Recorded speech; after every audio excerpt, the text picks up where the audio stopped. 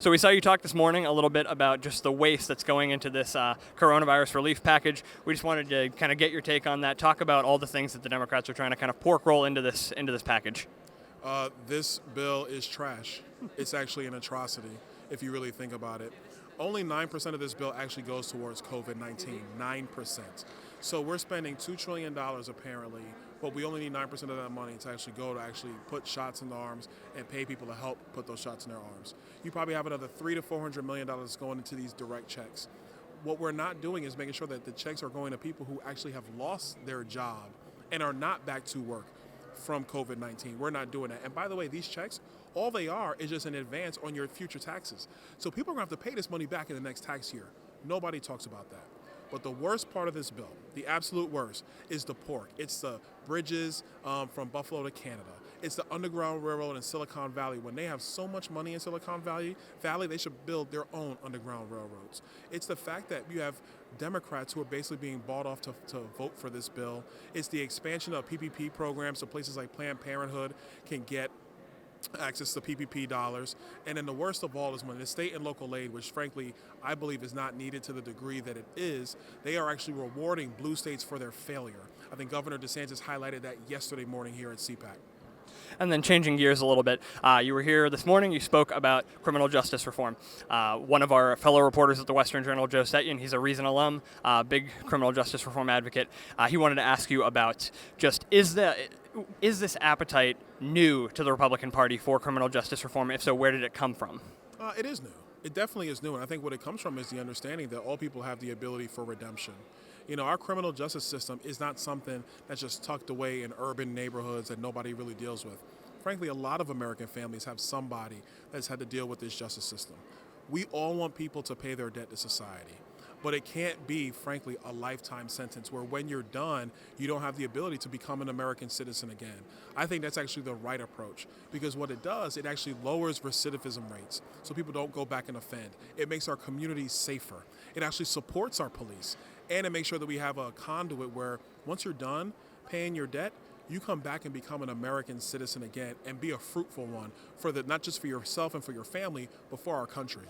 And so this criminal justice reform talk, it's not at odds, you don't think, with the law and order mentality that Donald Trump has brought to the table so strongly in the last 4 years? No, I don't. As a matter of fact, President Trump was one of the biggest proponents of it.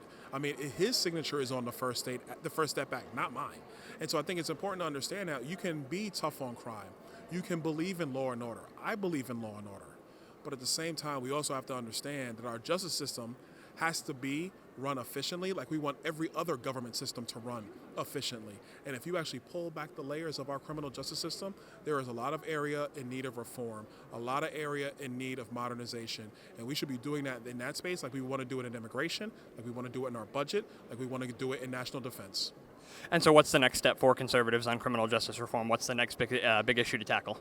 Honestly, I think the next big step is probably looking at some probation reform, some adjustments there, trying to make sure that when people are incarcerated, they have the opportunity to take advantage of training programs and things of that nature, making those more robust. Because listen, when somebody leaves prison and they don't have a conduit to actually do something with themselves, what's actually going to happen? The actual outcome, more likely than not, is they're going to reoffend. How does that help our communities? How does that help people live safe? How does it help the actual person's family that's caught up in this? It doesn't. So there's different things we could do. I think that's a good place to start. And do you see any of those steps being taken by the Biden administration? I don't, unless Biden and Kamala Harris want to make a complete about-face with their views on criminal justice. But we'll see. Time will tell. I think the most pressing thing right now is that our party has a responsibility to bring conservative policies in all aspects of government. Not just say no, not just pointing to what the Democrats are doing, actually have an agenda so that when 2022 comes and we want voters to put us back in charge of the House and of the Senate, then there's a reason for that. And that when 2024 comes and it's time to take back the White House, there's a reason for that as well. The days of saying no are over. It's time to put forward agendas, and that's what I'm about. Excellent, Congressman. Thank you so much for your time. Hey guys, did you know we have a podcast called WJ Live? The Western Journal's mission is to equip readers with the truth, and that's the same mission we have on WJ Live. You'll hear from writers, editors, and special guests on the most important topics of the day. You can watch us every day at 5 p.m. Eastern, 2 p.m. Pacific on youtube.com/WJ Live. While you're there, help us out by subscribing and hitting the bell so you don't miss any future episodes. See you there.